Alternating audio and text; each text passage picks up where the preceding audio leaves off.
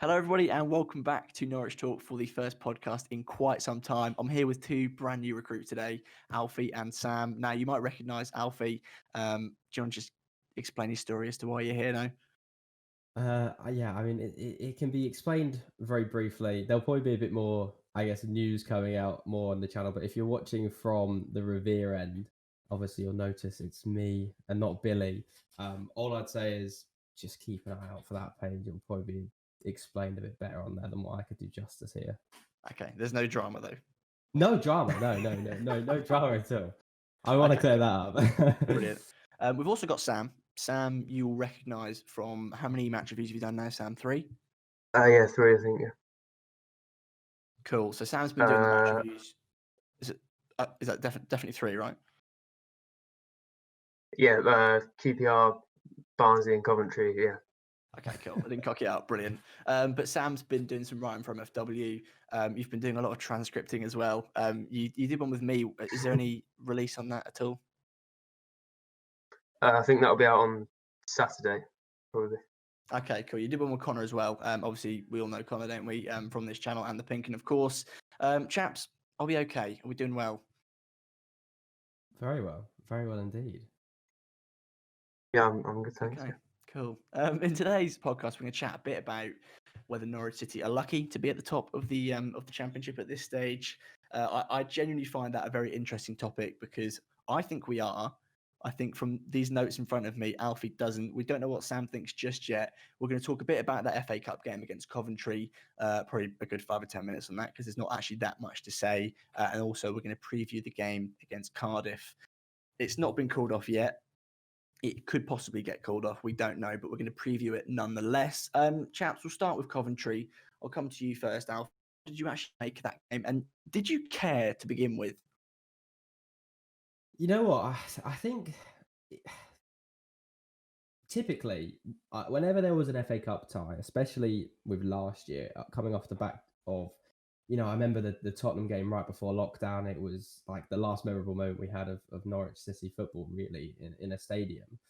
I usually get really amped up for Cup, especially under Daniel Farke, so a manager that, actually cares about it in recent years. We've just kind of gone, hey, look, here's the youngsters, let's lose to Luton and be the only Prem team to, lose to a non-league side. I'm kind of used to that previously, but with Daniel Farke, we tend to put a bit more effort in. And the thing is with that is that the thing I love about the Cup is going to the game, like a £10 ticket, watch us hopefully batter a team that's probably not in the same league as us. And it just didn't really feel like that. It felt like a normal league game because it was a championship opposition and someone we played at home quite recently. I just don't know the fact that it doesn't have that same buzz when you're not in the ground. I don't know if that kind of works for you boys as well, but it just didn't feel as relevant as what it probably did in recent. Yeah, the thing is, like, with the FA Cup, it's very different to the league, isn't it? With the league, that's sort of getting a job done. There's a massive prize at the end of that, which I know there's a good prize in the FA Cup. But for example, this season, Norwich City could get promoted, could win the title, which would then mean we go and play in the Premier League. Whereas, as you said, the FA Cup's a bit more of an experience. You look at that Spurs game. Were you there, Alfie? You were, weren't you? Indeed. Cool, right, and you were as well, Sam, and I was, and that was such a brilliant day, and that's what the FA Cup's about. You don't get nights like that in the Premier League very often, if you're a Norwich City fan, that is, of course. Yeah. So I get what you mean in terms of not feeling it, and obviously football has been a pretty numb sport to watch, isn't it? We can't lie about it. We were talking about this before the pod, and I said that I'm sort of used to it, but you can never really properly get used to it, which is a good thing and a bad thing. But Sam, in terms of the game, what did you actually make of the game in short? I think I was disappointed that they maybe took their foot off the gas a little bit, but I sort of understood it given how many players were coming back from being injured and hadn't had so many minutes going into the game. Obviously, a really good start. Well, I say a really good start. First, maybe 30 seconds, 1 minute. I think Coventry might have had 2 or 3 chances, but after the 7th minute, obviously happy with quite a professional job, but I was disappointed they didn't go on and try and make more of it. I was going to say, it's one of them games where it's not a very familiar game for Norwich, is it? Where we score early and then just sort of control the game. There's usually quite a few scares, but in this game, we very much controlled it, which was good for me. There was a bit of a a bit of a shaky performance, I'll call it, when we played Coventry in the league at Carrow Road, wasn't there? And it was a little bit dodgy, a very nervous watch, I remember. But it's nice to see that with, I'm not going to say a second string team, but a weaker team than our strongest. It's nice to see we can put a team like that. Mark Robbins' team, of course, they like to play sort of free-flowing, attacking football. It's nice to see that we can put them to bed and be comfortable in defence. Alf, I want to talk about Mr. Daniel Barden first. I'll let you sort of read off your notes and go through all that. But what did you make of him? You know what? I often find myself getting caught up in the hype of certain players, and I don't want to let that happen with another kind of prodigy going through, hopefully. But in terms of his performance, I mean, it's definitely obviously his best so far. He hasn't really had too much chances, to be honest with you. But I guess looking at the progression he's probably made since the Luton game at the start of the season, I think that kind of showed you everything. I mean, he made 7 saves, which, again, it's hard to put into perspective when you're kind of not used to looking at saves from a goalkeeper. But I guess a stat that I got from NCFC numbers, because I don't want to act like I went through the hassle of researching it, but he was the youngest goalkeeper to keep a clean sheet since Declan Rudd versus Bolton, and we remember that was at like 7-8-0. That was back in the glory days under Lambert. And he's also only the 3rd time since 2013 that a Norwich City goalkeeper has made 7 or more saves and kept a clean sheet. And to do that at the age of 20, like just turned 20 as well, like the future's looking great for him. He was in the team of the week as well. I don't know if that's like FA Cup or if that's a different type, but there's no doubt he was absolutely terrific. And really, like you kind of said, Sam, earlier about like it was a pretty professional job afterwards, but there was kind of moments in the game a little bit shaky when they kind of pushed forward. If you didn't have Barden in goal, or he, maybe conceded a couple of those shots, you're looking at, a much, much closer game. And that's where, to have a young lad in while we have Tim Krul out, obviously with COVID-related issues, it's just nice to see that we have that kind of squad depth, if you like, that, a player like him can come in and really make a difference. You know that a good goalkeeper plays such an important role. One, because they're making good saves, but also everybody on the pitch quite clearly feels confident in front of them, if you know what I mean. So, for example, I'm not saying the Norwich players weren't confident in McGovern. Maybe it was just me specifically. But when you're watching Norwich defend with someone like McGovern in goal, or someone who's not Tim Krul, essentially, you're worried, aren't you? Because we don't have that ability for him to then make a world-class save, us to go up the other end of the pitch and then maybe scab a goal, maybe something like that. With McGovern, we didn't have that, did we? Whereas when you have a good goalkeeper in goal, you then have that security at the back, and you look at like Ben Gibson and Grant Hanley, you then realise how good they are at their jobs, because Barden wasn't really tested that much, was he? I think he made 2 actual like decent saves.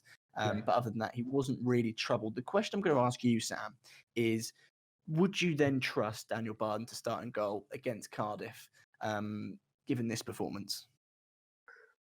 I think I probably would, but I think that there's going to be little choice come to it. I think if Krill is recovered, then he will play. Even if he's at 80% probably, and that's not really a reflection of Barden. That's just a reflection of how important he is, how important Krill is to the Norwich team. I think it was interesting. Alfie mentioned the game against Luton, the cup game before the sort of proper start to the season, because I actually thought it was really good. I think that must have been his first game for the first team, and I was actually really impressed, even though we ended up losing 3-1.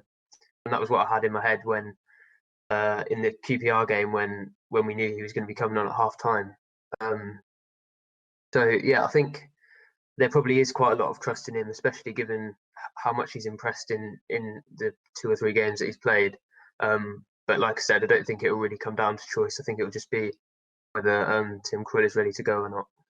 Yeah, I probably should have phrased this question. Do you feel secure with him in goal? I definitely do, which I find very interesting, because you look at last season, he's playing at Bury Town, which is considerably lower than the Championship.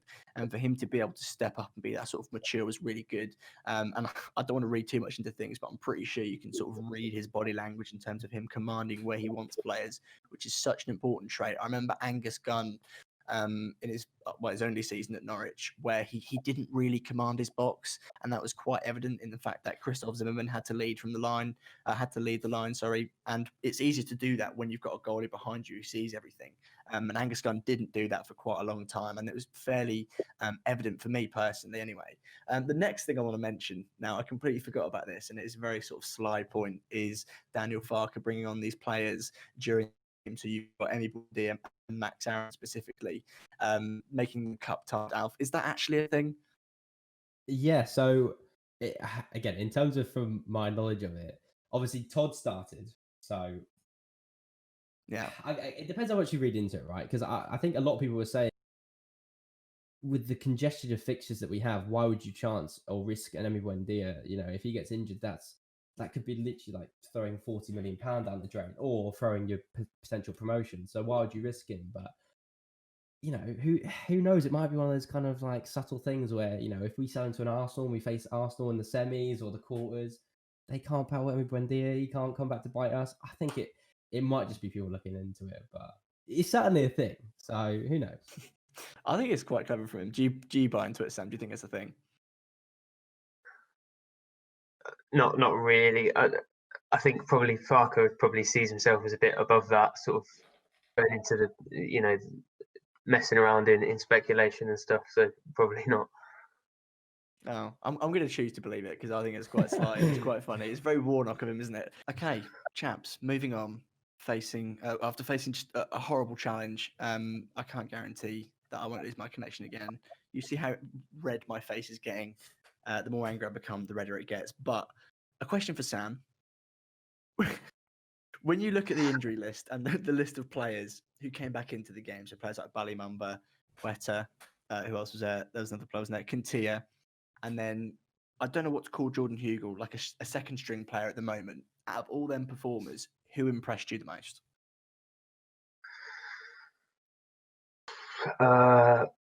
Probably Pachetta, but I'm a massive Ballimumba fan, so I think I was a bit sort of biased in his favour.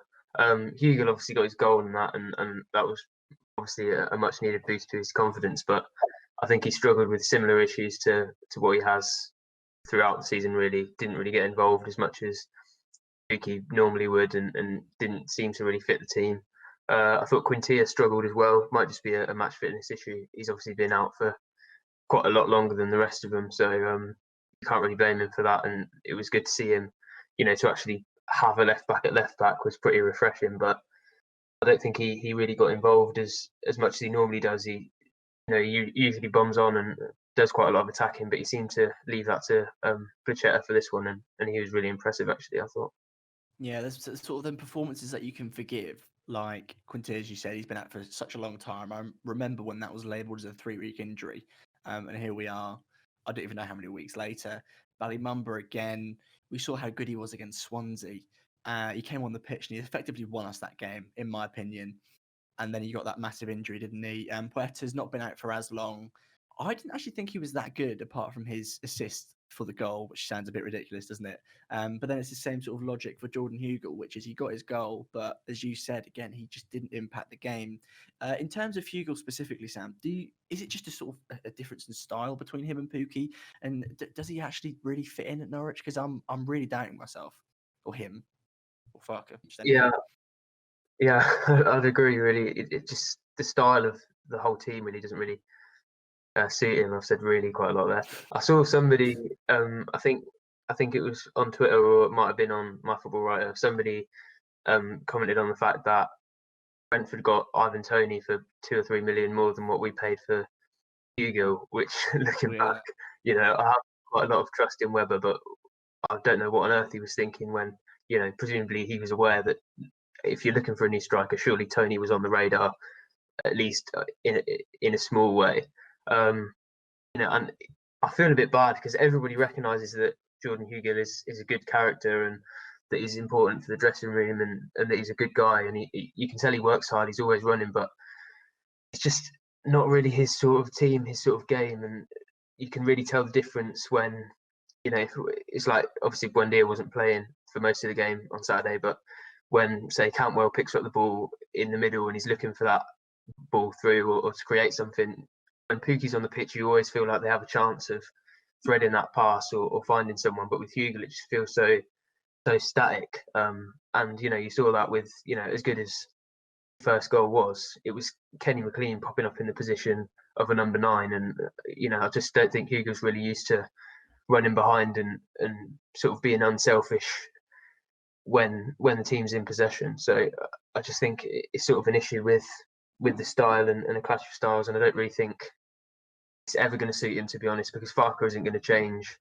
And the only way he's gonna suit it is if a different manager comes in, and then the whole of the rest of the squad isn't going to suit it. So it's a bit of a lose-lose, to be honest. Yeah, well, with Norwich City, there's going to be a rebuild again at some point. Like, that's inevitably going to happen. Who knows if Jordan Hugo will sort of still be here if that ever happens.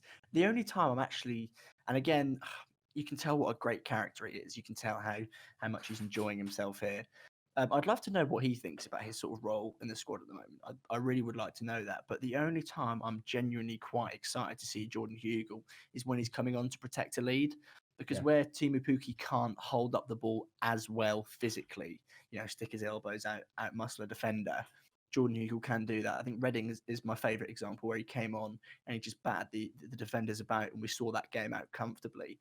But other than that, it's a bit of a stinky one, isn't it? I don't really know what to expect from him. Alf, in terms of them players that we mentioned, who were you sort of watching with a keen eye?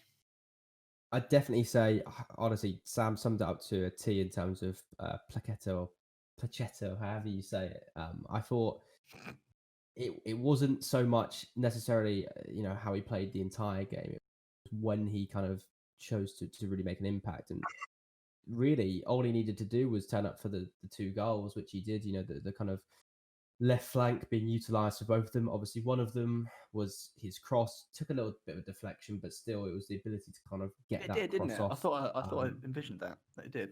Yeah, well, and even if it was minor, credit to Hugo for his movement in the middle, regardless, but also kind of Paqueta just for being able to get that cross to that point of where being in that position in the channel to receive the ball in the first place. But even with the first goal for Kenny Mclean, being able to dribble that ball infield and then lay it off to, I think it was Todd who played it through to Kenny Mclean, which is obviously a great finish by Kenny. But just those 2 moments alone was a good, I guess, output for a winger like him. We've kind of not questioned his not final ball, but his production in a way. You kind of often get that with a lot of wingers, as they're judged by their production. And I think to kind of have him involved in 2 goals is more than enough for me. I think Quintilla, like you say, definitely struggled. He didn't have a bad game. He just looked a little bit off the pace. And I still don't even know what injury he had, specifically what injury he had. I don't think he even knows what injury he had, to be honest.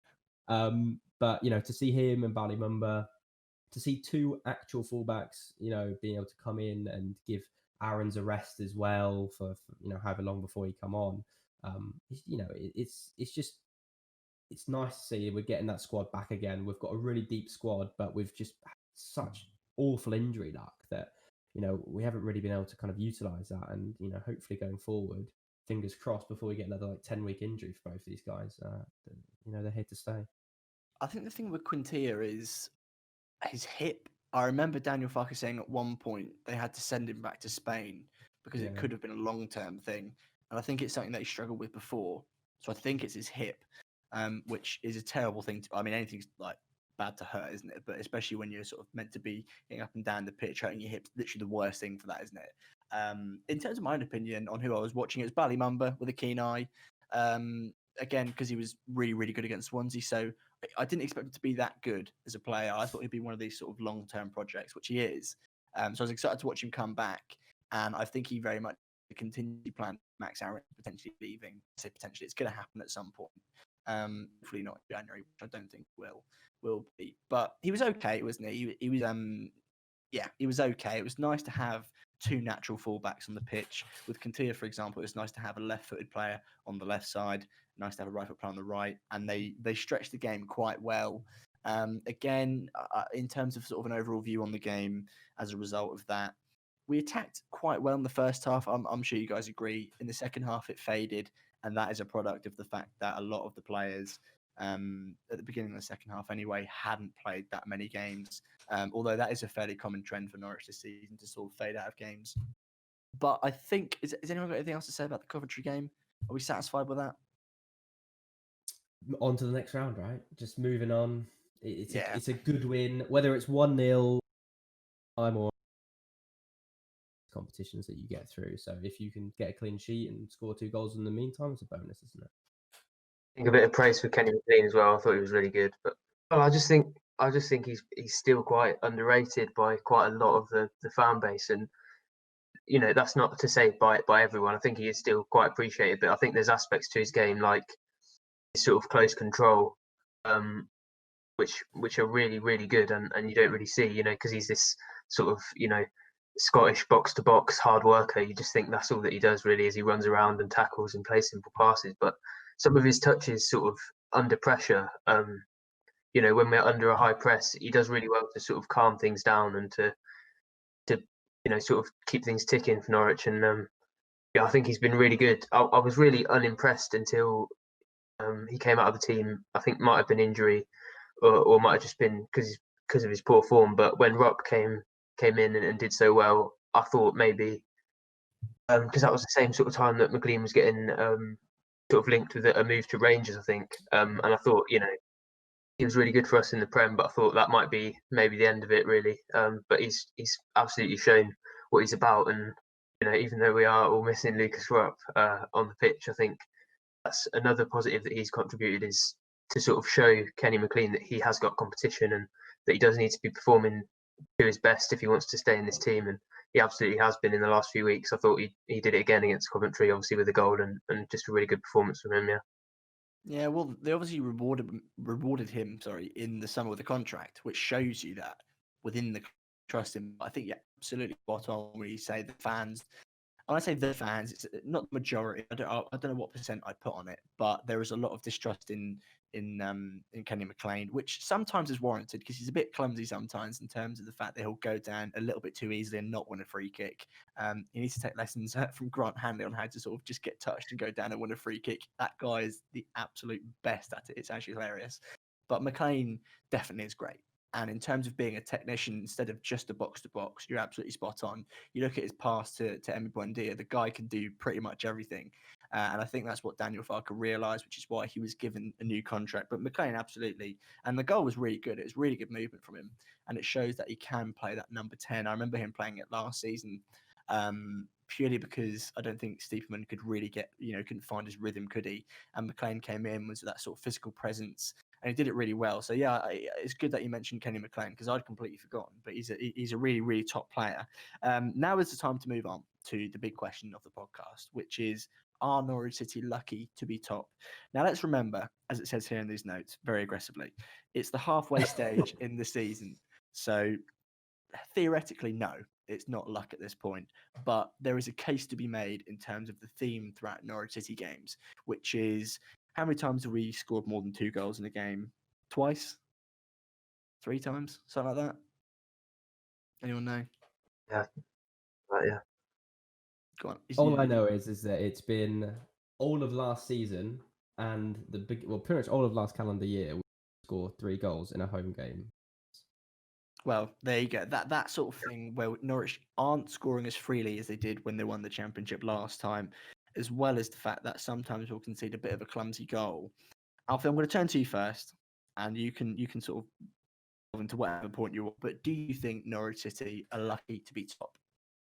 Yeah, you know what? I think there's different elements you can look at, and I don't think there's a right answer in all honesty. I think the one thing which I want to outline first is that for any side that after 23 games in the Championship, in a very relentless campaign, which is very much 2 games a week consistently, I think that there is an element of luck can't carry you all the way through those 23 games. If we're 10 games in or we're 15 games in, you can probably say, hey, look, there's a good chance you could be top. But to be on 47 points after 23 games, which again is the identical point tally and win-loss ratio to what we were on at this point the year we went up, and we were second behind Leeds. So with this exact same points tally, we were still in the automatic promotion places. So judging off previous finishes, we would have gone up every year, for the kind of last 4 or 5 years. And I think that's the kind of point I'm looking at, is that, hey, have we been lucky in the way we've played? Yes. But are we lucky to be there in terms of looking at how we've performed throughout the whole season? I don't think so. I think there's a couple of different facets to the game, which is definitely changed, like you highlighted, in terms of the free flowingness that we're scoring. And what did surprise me as well is that, typically the argument was that, we're not conceding as much. And although that's right, we only conceded 5 more goals in the campaign previously when we went up to what we have now. And we scored about 10 or 15 goals less. So yeah, there's definitely that to be considered. I would also put it down to experience. I don't know if that's something which you can kind of monitor, but I think the experience that we're showing in this league, with not the veterans we have, because we don't have vets, but in terms of even the players like Max Aarons, for example, it was a very naive Max Aarons that played that year in the Championship. And I think now defensively, he's probably a lot more mature and kind of knows when to kind of test his limits and going forward and going back. But that's what I have to say about it. I don't know if you want to add to that. I don't know. I don't know about naive, about Max Aarons in that season. I'd go for fresh-faced. A lot of like fresh-faced. Yeah, okay, that's fair enough. Do you know, I think it's really interesting when you compare this season and the 18-19 season, in the fact that obviously the 18-19 season was a huge surprise. And the main difference and the biggest difference is that this season, everyone is demanding that Norwich City go up. Everyone is predicting that Norwich are going to storm the league because they've got players like Pookie, players like Emi Buendia, players like Tim Krul. And it's really interesting seeing sort of the parallel. And I definitely agree in terms of the fact that these players, I'd say the majority of them know this league in and out. One season of winning the league is enough to warrant being able to know it well, in my opinion, anyway. But I think the thing is, this season, it's more subjective in terms of the way you look at performance as opposed to 18-19. 18-19, I'm sure the stats weren't as good. Like I can't remember what game it was, but they whipped out the stats for in the league, and Norwich were top at everything, and that was this season. Whereas when you watch a Norwich team play this season, it doesn't look like that sort of team, mainly because everything's a lot slower than it was in 18-19. 18-19, they had that season before, didn't they, to click, to find their rhythm again. I think that is very much this season. It's just that it's the added expectation, isn't it? And Norwich are dominating possession, sure, but we aren't attacking as much as I'd like, purely because I'm at home, I'm bored, and I want to see Norwich scoring lots of goals. I think that's what a lot of not my hesitation, but a lot of my frustration comes from. But again, Norwich keep winning football matches. It's kind of ridiculous, isn't it? There have been plenty of games. Swansea, for example, Reading again is where I'm just sat there like, how have we won that game? I think Blackburn's another example as well. I don't think we actually played particularly well, but we won the game nonetheless. However, there have been flashes of 18-19.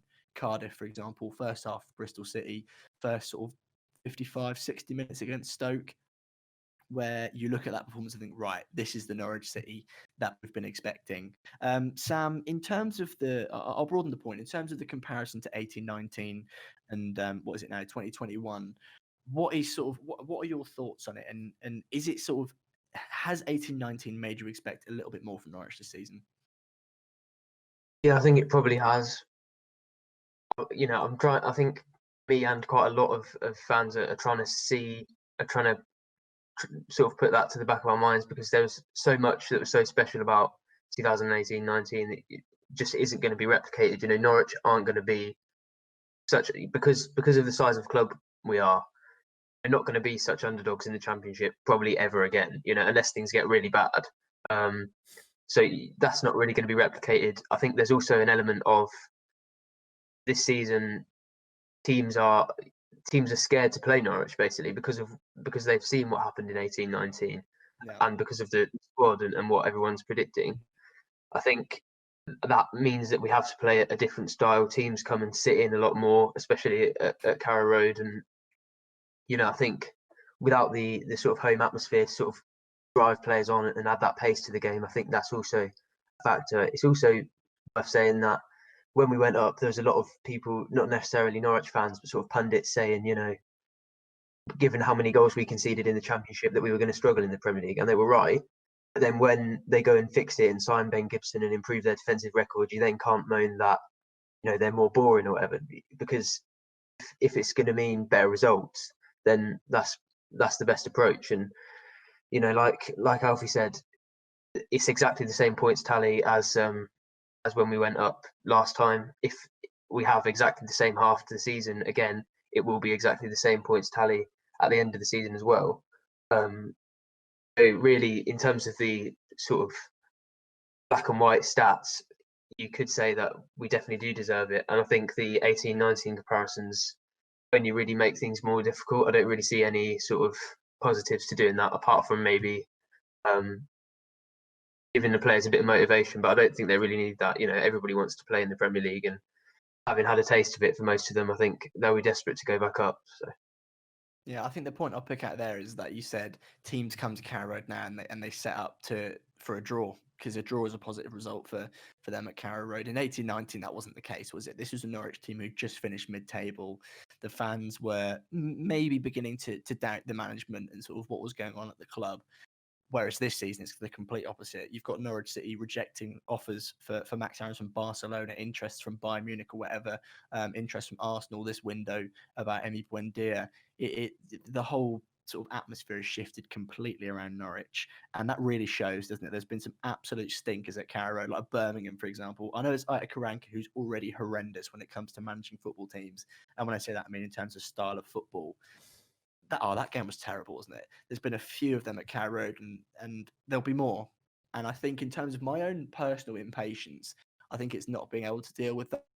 And I think once Norwich nail the formula, which technically they have because they keep winning, but once Norwich properly nail the formula of like just turning these teams over, will then get going. And I genuinely do think it's a matter of time before we start 4-0, 5-0 teams, which I can't wait for. It'll make staying at home a lot more entertaining, won't it? But in terms of luck, are there any other points to really make? Because I think I blew my load already. I don't really know what else to say about it, to be honest with you. I guess I have a question, which, and I don't know how everyone feels about this, and I guess for both of you to answer, but do you genuinely think that this championship, if you like, the teams currently in it are weaker than the year we went up? Do you think that plays a part? Because there's teams. No, sorry, you go. You go. I think probably the top teams are worse. I think obviously Leeds have gone up, and I think Brentford are obviously still quite strong. But I think apart from Brentford and the promoted sides, there's not really too much to worry about. But I think that means, given that there's not so many sort of top quality teams, there's quite a lot of those sort of difficult, annoying sort of mid-table teams like the Blackburns and Prestons and teams like that. So I think that maybe goes against Norwich, given that there's, like Ben said, how many teams come to Carrow Road and try and play for a point. That number of teams, in my opinion, is more than what it would have been had Norwich been in the Championship last season. So I think there's positive and negatives to it, but I think overall the quality is probably less. Yeah. Do you think that's because perhaps this is a subjective point of view, but do you think that's because Norwich were expecting so much more from them this season, in terms of sort of comparing the actual quality of the league? Do you think that because we're meant to be top dogs, we think the league is worse? Is that a thing? I don't know. I remember games like Swansea at home, and I look at Swansea now and go, great side, and I don't think if they kept going for another hour or 2 hours they would score. Like, they must have just missed so many chances. Is that this season? That's a way. Yeah, I don't know if that's a way of justifying. Jamal Lowe, I don't know what he was on. He's scoring lately, but that game's so bad. And that's the thing. I don't know if it's catching it on the day, but even like I look at, you can pretty much bank on a 2-1 win for Norwich, where we go 1-0 up, they equalise, and then we score after. So you can put any team in front of me. The only two teams that we've struggled are the two teams that we come down with. It's the only two teams we've really struggled against. And Derby. I would completely write Derby off. I don't know what happened in that game. I don't think anyone does. I think it's Lucas Rupp giving a free kick away, but we like Lucas Rupp, so we don't say anything bad about him. That's a really good question, Alf. I don't know the answer to it in terms of the actual quality. I mean, you can look at points and whatever. I don't know based off that, and it probably is worse. But in terms of what Sam said, I think he's absolutely right. There's not that many annoying teams, which is good for Norwich, isn't it? Because realistically, the difference between a promotion campaign and sort of a playoff 8th, 9th sort of campaign is, can you sort of push aside? I'm not going to say brush aside, just beat that mid-table fodder that just sort of lurks. We were that team in 17-18, weren't we? That type of team anyway. But Norwich seem to have been doing a pretty decent job at it. I look at the table here in front of me. We beat Swansea, drew with Brentford, beat Reading, lost to Watford annoyingly, and obviously Bournemouth was a really strange game for me. But I think the quality of the league is definitely worse, and it can't not be purely based off my own opinion, which is I am still confused sometimes as to how Norwich are top. There are games where I can't think of one off the top of my head where again you're just scratching your head, which makes me want to think we're lucky, but being reasonable based off these notes in front of me, provided by Alf and everything, it probably isn't luck at this point. I think the inner pessimist in me, and I'm a very superstitious person, so the person that doesn't want to talk it up wants to think that. So I don't, so promotion is a surprise again. I want promotion to be a surprise again, but we can't have that sort of nostalgic 18-19 feeling, can we? Is anyone got anything else to say based on luck before we move on to Cardiff? No, I'll take that deafening silence as a no. No. Okay, cool. Who wants to go first on Cardiff then, based off what we've got in front of us?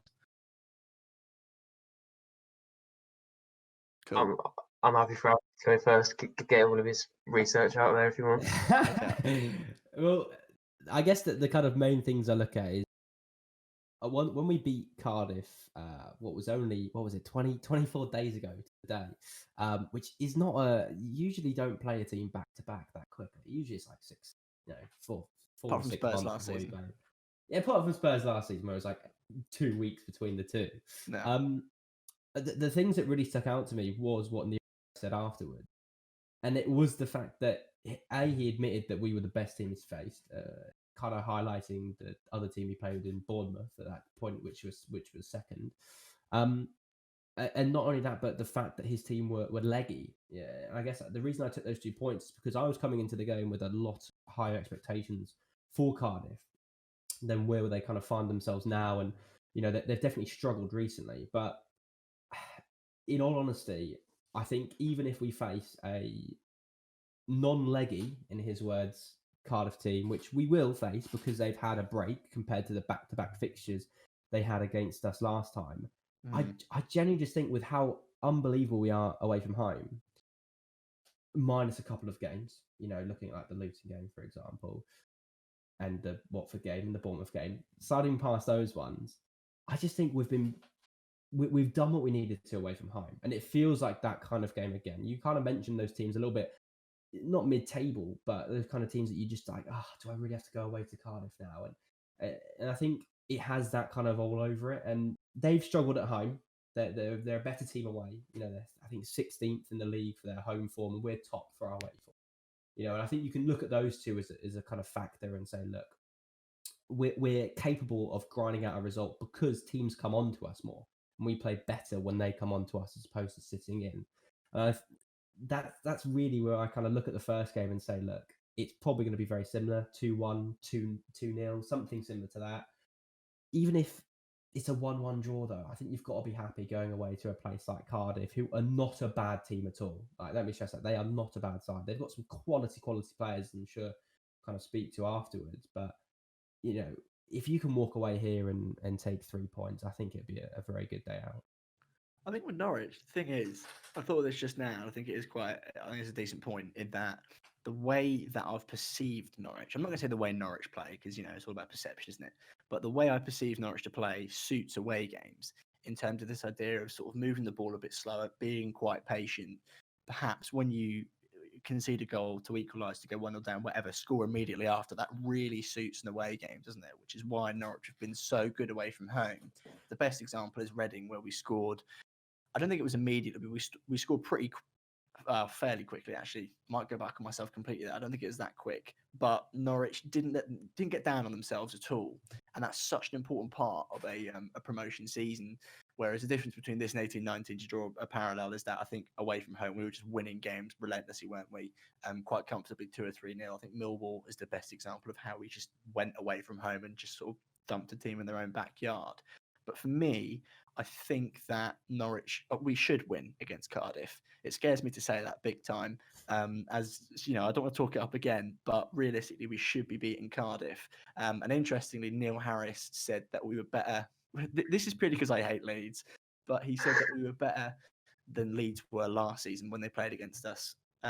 which is really interesting. And it's like that performance against Cardiff, Norwich should have won 5-6-0. Yeah. And I think that is a Norwich I consider to be sort of out of second gear, I'll say, which we very rarely leave this season. I just want to see it more and more. In terms of the Cardiff game, Sam, what's your expectation? I think it probably is to win now. I think when we had the home game, I was actually quite worried, given that was Krul's first game back from his sort of mid-term injury, wasn't it? And I was quite worried about their sort of ability to put in crosses and be quite physical. I thought this was the opposite of what Norwich teams would like to play against, really. But they were actually really disappointing compared to what I was. Well, I say disappointing. I obviously didn't want them to be. They were worse, a lot worse than I was expecting, to be honest. And they didn't really trouble us too much. We played around them quite easily. I thought they were going to be a lot more defensively resolute than they were. I think the point about them being leggy is probably relevant. That when they want to sit in and get a point, it's really important to be concentrated and to be on it the whole time. And when you've played, Tuesday, Saturday, Wednesday, whatever, that's a lot harder to do than it is when you've had, 2 weeks since the last championship game. So this probably will be more their sort of game than what it was at Carrow Road. But I still think Norwich are favourites, and the quality should tell. It's just whether they have the sort of the patience and the ability to do it. I think, Alfie said that a point wouldn't be bad, and I think before the Bournemouth game, I probably would have said that was wrong and that we needed to be winning. But I think given the sort of momentum that has been taken out of the Championship because of the FA Cup and the 2 weeks since the last game, I think the teams behind us aren't so much of a worry, and the momentum they were building up and that we were losing isn't so much of a factor anymore. So maybe a point would be pretty decent, and maybe I'll take that, although I'm still inclined to say that Norwich probably should be winning. Yeah, I was going to say, I definitely want to win. Now, you make a good point in terms of the way sort of Cardiff was set up, and you need to be concentrating at all times, especially when you're playing against a fairly dangerous team. No matter how slow they're playing, Norwich they're still dangerous, aren't they? And you look at, I think it's the second goal, where the gap between the defence and midfield just opens completely, and there's literally a line of 4 midfielders, a line of 4 defenders, and in that position, I think it's Emi Buendia, should not be able to get the ball to Todd Cantwell the way he does. And he does. And I'm sure as a manager, we play FM, and I'm like, when I see my team concede a goal like that, I'm absolutely seething. So I can imagine Neil Harris was the same. But equally, what pleases me is that Norwich are still dangerous to do that. In terms of the actual game itself, I do think that Norwich are going to go and dominate again. I'm not sure if we're still the top team for possession. I know we were at one point where literally Sky Sports whipped them stats out and it was first. But yeah, it's just I want Norwich to just score 3 or 4 goals in a game. I need to see Norwich just put one on the team and just do it. And I do genuinely believe that we could against Cardiff. We saw it for about 20 minutes against Coventry. Hopefully we can for a good 60 or 70 against Cardiff. Now, Alf, what I want you to do is I want you to walk us through Cardiff's key players and why we should perhaps fear them or consider them for being scared of. Well, I've got 2 which we should not necessarily be scared of, but 2 players which I guess you want to keep an eye on. I've got one which thankfully we won't have to worry about. Not in a sinister way, but he's injured. So first of all, we've got Harry Wilson. I mean, Harry Wilson's like a household name, isn't he? I mean, everyone knows who he is. Everyone knows the quality he possesses. In terms of, I feel like he's publicly kind of come out a bit more in the media and kind of not criticised his team, but I've seen articles about him popping up all the time about how he feels like they need to. It's like ridiculous quotes. I don't know if you've seen that about him saying, "Oh, we just need to score more goals and win more games." And it's like, come on, you cheers, Michael. But the thing is with Harry Wilson is that his goals to game return, I feel like would be a lot more flattering, for example, if he was playing for Norwich right now, because the big thing for me is his key passes in a game. At 2.2, I mean, that's reaching like some Emi Buendia levels. I don't know the exact stats for that one, but I think he's in a list like one just below or kind of second or third on that list for most chances created in a game. And that always worries me. When you've got a player that can break through a team, even, a Norwich with Tim Krul, sometimes we can show our signs of kind of last year, but especially if we have someone like Barden in there, he was great against Coventry, but we don't know again how it's going to kind of all gel together. And you've got to kind of just consider that someone like Harry Wilson, who from a set piece is absolutely deadly. If you give a free kick away, as we've found out to certain people in a certain position, Wayne Rooney being one of them, you can kind of bet your house that Harry Wilson's going to tuck that away, similar to him in that case. And that was really kind of their main threat, if you like. I've also gone for Sherry Ojo as well. I followed him a lot from when he was at Liverpool. And I don't know if he's still on loan as well there again, but obviously got the two kind of Liverpool loanees, if that's the case. He's got a very similar production to Harry Wilson, and he plays more kind of on the right flank.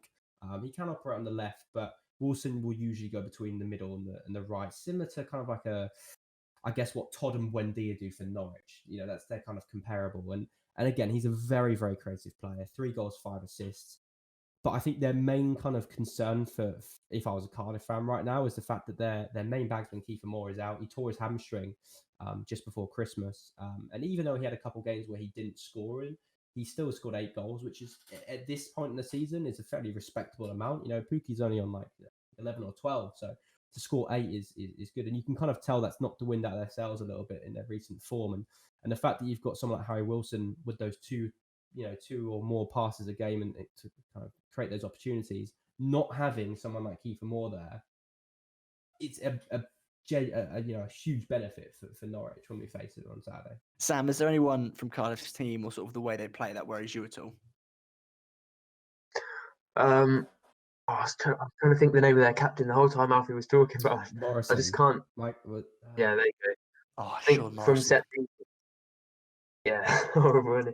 I think from the way that they play, especially with Kiefer Moore out, Alfie sort of stole that one off me. I think he might be the only player I really know too much about.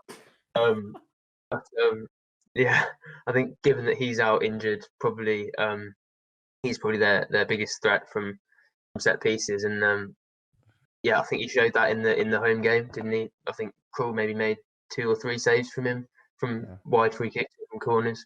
And that's what I'm worried about against this Cardiff side, really. Harry Wilson, I think, is obviously talented, but I don't think he really has. I've not seen too many times where he's been able to properly open up teams. I think he's more of an end product type player, sort of like Cantwell, rather than one that drives the team forward and creates opportunities like Wendia. So I think set pieces is going to definitely be. It's the only area I'm really worried about, which will be embarrassing if they beat us 3-0 from 3 wonderful, beautifully crafted goals. But Morrison is their biggest threat from those, so I'm a little bit worried about him. But they didn't give me too much to worry about in the home game, so that's probably why I don't remember any of their players. I don't know about you. You know what, set pieces is go on. No, I was just going to literally add on that point was obviously in terms of from the viewing factor of it, you've got to remember that they're going to be launched. I mean, he must have launched about 10 to 15 in the first half, long throws from pretty much the halfway line. I don't know if you remember that from the first leg, so I'm expecting a lot of those. That was literally what I wanted to add. Sorry. You said the first leg. First half. Did I say first leg? That's so unnecessary. I did not need to point that out at all. But just what Sam was saying about set pieces, do you know, it's absolutely fair enough, but I wouldn't sort of nail that down to Cardiff specifically. Anytime anyone gets a set piece against Norwich, I'm scared. I don't care how long we went before conceding from a set piece. We are dodgy from set pieces. And that's purely because I don't like zonal marking. We don't have not zonal marking again. We don't have the muscle beyond the centre backs to provide the block, but that's just a bit of a P from me. Is there any sort of final comments before the Cardiff game that we want to make? Any predictions in terms of the lineup, perhaps? I don't think anyone really impressed enough in the cup to be able to claim a position in the first 11. Maybe Quintia, but I don't think that'll be on merit. I think that will just be because Sorensen isn't a left back. So I'd say it's probably going to be similar to the last league game. Yeah, it's fair enough. Yeah, only changes I can see is obviously Barden having to come in, That's obviously something which you really have much choice about. I think it's just going to be more beneficial.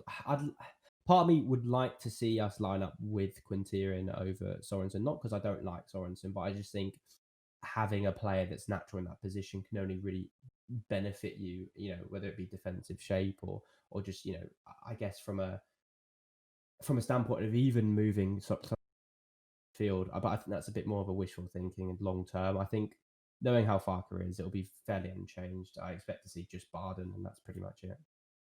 Yeah, I was going to make a point until I actually thought about it, about Quintilla in terms of him starting. And I was going to say that when you start Quintilla, you have that natural instinct to go forward and to push forward.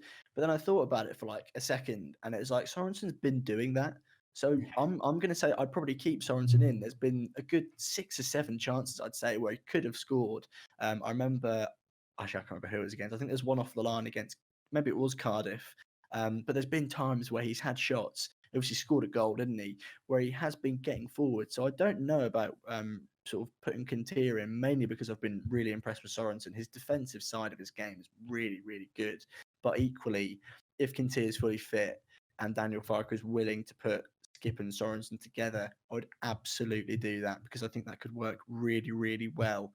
And the thing is, I think Daniel Farke clearly, this is where we differentiate in terms of opinions on Ollie Skip. Obviously, Daniel Farke's opinion is far more valid than mine, but he's been using Ollie Skip quite weirdly to me in the fact that I've seen Skip get up the pitch so many times, whereas I wanted him to sort of shield the defence. Whereas you see like Sorensen, if he was to be put in front of the defence, I think he would then be that sort of player. And Ollie Skip would just sort of be told to do whatever the hell he wants because whatever he does is usually pretty good. And if Quintilla is fully fit, absolutely, I'd start him. But are we satisfied with then? Are we happy to call it a day? I'll be happy if we win. Absolutely, a win would absolutely would be lovely. We're going to find out the game's been cancelled for some reason in the next few days. I can imagine that's going to happen. We've been quite lucky, haven't we, in terms of games not being cancelled.